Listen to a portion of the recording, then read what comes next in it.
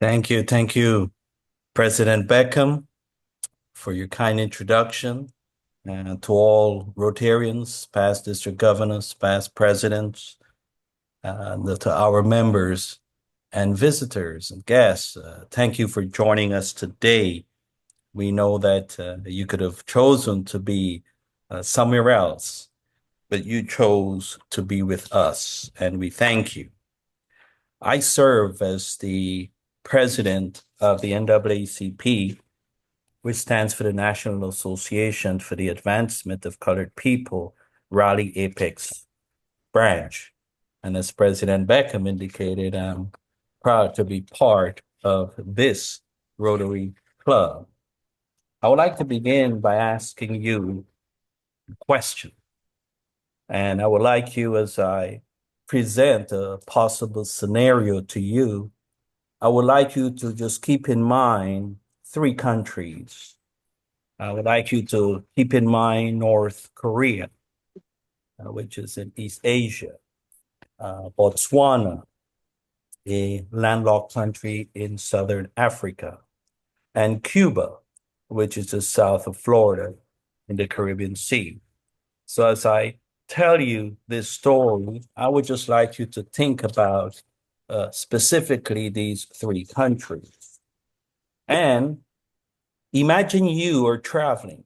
You go to a country and someone knocks on your door and they say, Mr. Beckham or Mrs. Clemens, you're on arrest. And you're wondering, there's something wrong. Why am I under arrest? And they say, well, the car that you rented, you did not pay some tickets. And you're like, this is strange because they have my information. This should have been taken care of. On the way to jail, because they're arresting you, they pull you into a room and they say to you, actually, we have some more charges. Not only are you going to be charged with what with the ticket issue, but we're going to charge you for shooting up some buildings while you were driving. And you're thinking there's something wrong here. You're really mistaken. But you've been a smart traveler, knowing that you're already going to a country that is high risk. You registered in the STEP program. And if you're not familiar with the STEP program, it's because you've never traveled to a high risk country. The STEP program is the Smart Traveler Enrollment Program. So if you're going to a high risk country, you register with the American Embassy. And if something happens in that country and you lose your passport and there's chaos, then you go to the embassy, and because you register, they'll let you in. And so you did that. So now you're in jail and you call the embassy and you say, I think there's a problem here. I came and I'm arrested. I'm here in jail. And they come, they visit you in jail. And they said, you know what? It looks like there's a serious problem with misidentification. Because we saw the video, they said that the charges against you, and it's not even look like you. Let's assume it's Mr. Beckham is the one. And they said, well, actually, the guy we saw is not even of your race. The guy, you're tall, he's short. So we should be okay. You just have to let this judicial process play out. And so as you think of that scenario, that you're in this scenario, and suddenly, before you know it, you're in front of a judge. And the judge says, Mr. Beckham, Mrs. Clemens, you're sentenced to 75 years in prison. And you're like, this is a bad dream. And there's no video, there's no evidence, and whatever little evidence they have is not even you. My question to you is, do you believe that this happened in North Korea, in Botswana, in Cuba, or another country? And we're going to get back to that because I'm going to tell you a little bit of how the NAACP came about. In 1908, there was a deadly riot that erupted in Springfield, Illinois. And there was significant violence against people of color. They were attacked, they were murdered. Neighborhoods that consisted primarily of people of color, they were attacked. Any business that was owned by a person of color was attacked. And a group of people came together, including Mary White Ovington, Oswald Garrison Villard, William English Walling, and Dr. Henry Moskowitz. They demanded a meeting to discuss racial justice. And around 60 people came to this meeting, including W.E.B. Du Bois, Ida B. Wells Barnett, and Mary Church Terrell. They signed the call. On Friday, February 12, 1909, the NAACP was born. One of the ways that the NAACP worked to ensuring political equality for minority groups was by securing for all people,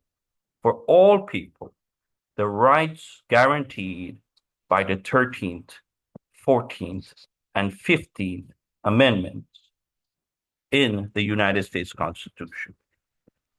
These amendments in the United States Constitution are well known for abolishing slavery, guaranteeing equal protection under the law, and granting the right to vote, regardless of race, color, or previous condition of servitude. The NAACP worked in the judicial system to eradicate barriers preventing minorities from voting. Specifically, the NAACP participated in the court battle against an Oklahoma law that regulated voting through what is known as the grandfather clause. I'm sure everyone here, you've heard the term, someone is grandfathered in.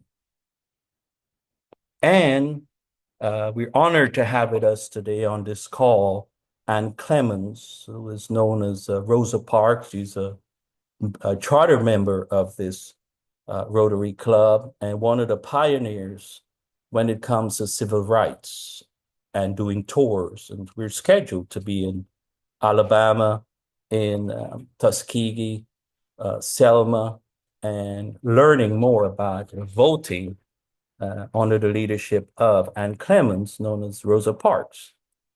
And this grandfather clause, what it did, it allowed people to vote because they were grandfathered in.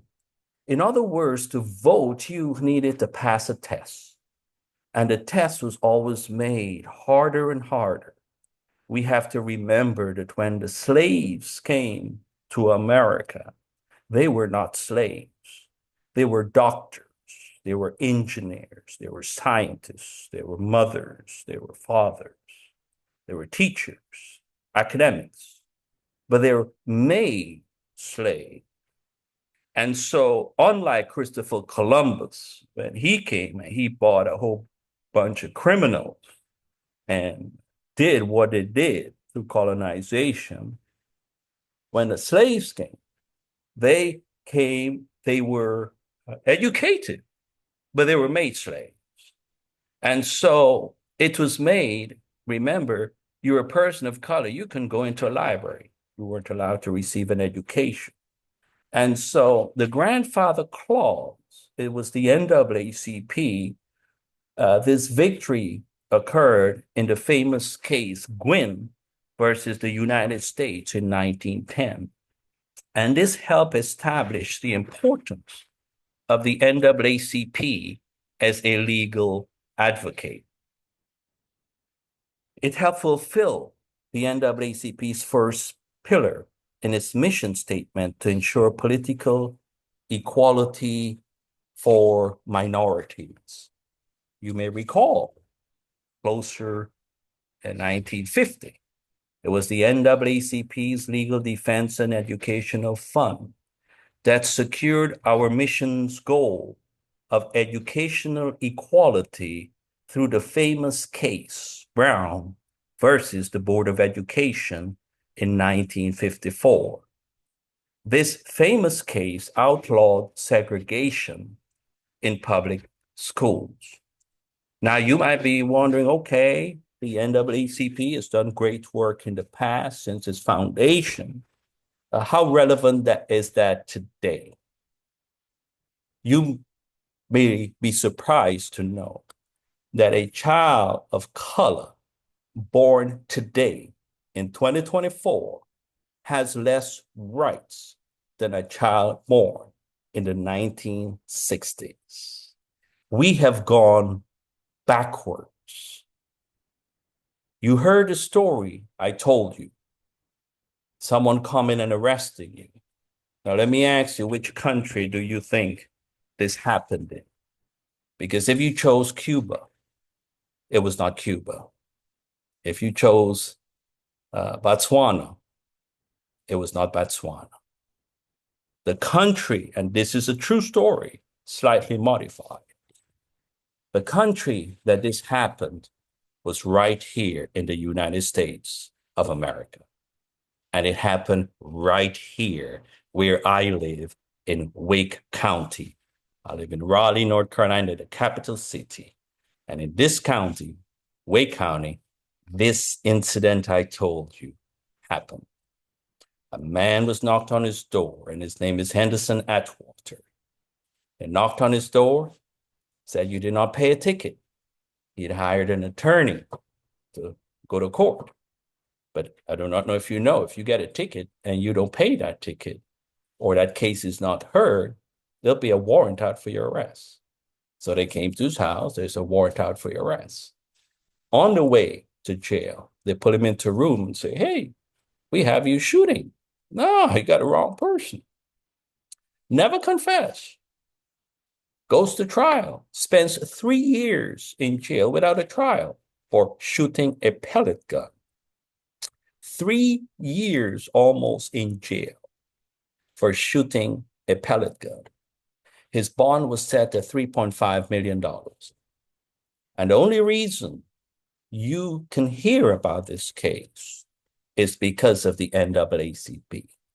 Because it's until the NAACP got involved is when things started to happen, such as 2.5 years later, because we got involved, over 1,000 pages of evidence, including exculpatory evidence, surfaced because of the NAACP.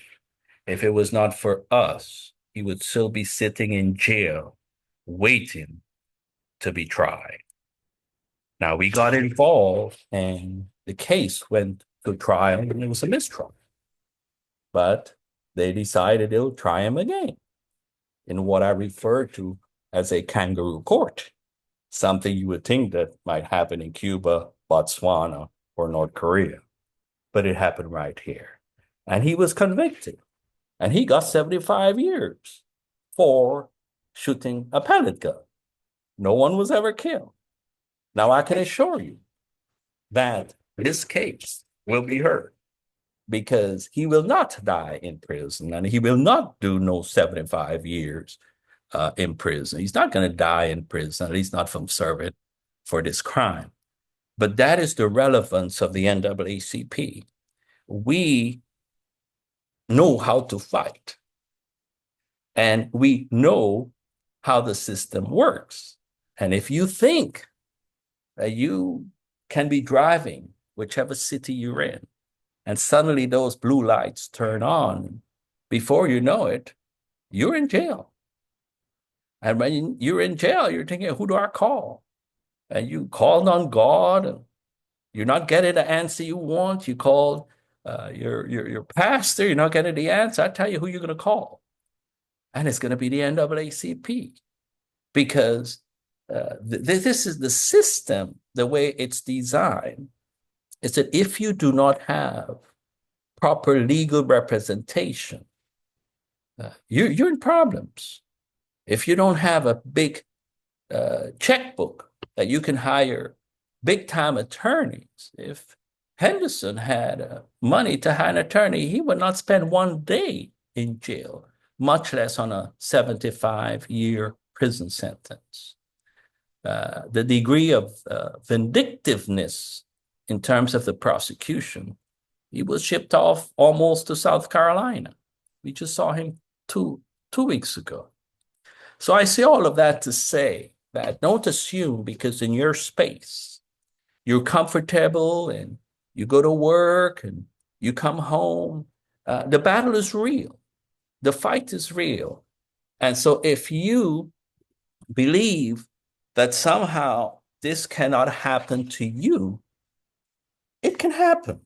Your world can be turned upside down in seconds. And so a lot of times we do not know of a problem because we don't know the problem. And so there's a serious problem when it comes to minorities. If you are poor, it's a serious problem. If you're in Wake County, anytime you're in Raleigh, you come with me to the courthouse. And I can walk in with you to any of those courthouses. And you could just choose one of them. Just choose a door and say, let's go in. And before we walk in, I can profile you who the defendant is before we even walk in. And so you can be one of those facing a judge in a system that truly is not designed for individuals who look like some of us. And so I encourage you, one, to be involved. I enjoy being part of Rotary and part of the NAACP because they're kind of like two separate lanes, but heading in the same direction.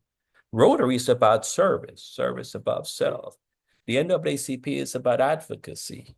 And so when we call, whether it's a chief of police or the mayor or even the governor, they'll listen because they know the NAACP is involved. If you get a chance to come with us to Alabama, and we have, I greet Ann Clemens, who's joining us. If you have a chance to come, I encourage you to do so. Pastor Porter has been on that trip multiple times. It will be transformational. It's like you've been watching TV on black and white TV, and suddenly it's a color high definition, because you will be educated, you will be enlightened of basic things that you take for granted. You'll be able to walk and learn about what happened on the Edmund Pettus Bridge.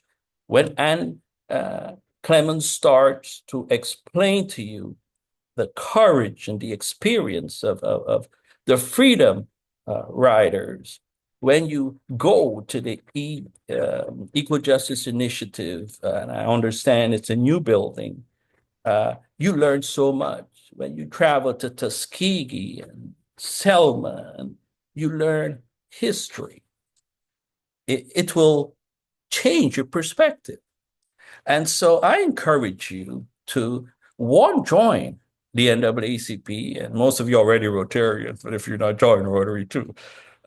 But I encourage you, join the fight for justice, because we all want justice for all. And we just had, 2 weeks ago, as President Beckham said, the first ever justice for all. And we had in attendance 2 North Carolina Supreme Court justices. And we had an active ambassador and former president in attendance. We had the sheriff of the county. We had the president of one of the most respected universities, Shaw University, in attendance. I mean, we have quite a few people, but you would not hear that on the media. But if I go out and say something, it's going to be all over the news. If I go sneeze. But when it comes to things like this, you're not going to even hear it in the media. You get to see what the system wants you to see. This past year, we received this award. I don't know if you can see it, but in the entire nation, over 2,000 branches, they award 3 awards for the prestigious Dr. Ross Thalheimer Award. And this branch was one of 3 of over 2,200 branches that received that award because of our fight for justice in the case of Henderson Atwater. We won an award with our young folks. It's known as ACSO, the Afro-Academic, Cultural, Technological, and Scientific Olympics. Some of the most brilliant minds you can ever see on this planet. And one of our young individuals won the gold medal in filmmaking. And so I encourage you to support the fight, even if you don't join. Support the fight, support the work that this Rotary Club is doing in educating people and making this trip for the 2nd time. And by God's grace, there'll be more. But I know I'm out of time, President Beckham. I encourage you to send me an email if you have any questions. What an honor to have everyone here. Some of you are from overseas and have joined us. But thank you. God bless you. And Merry Christmas.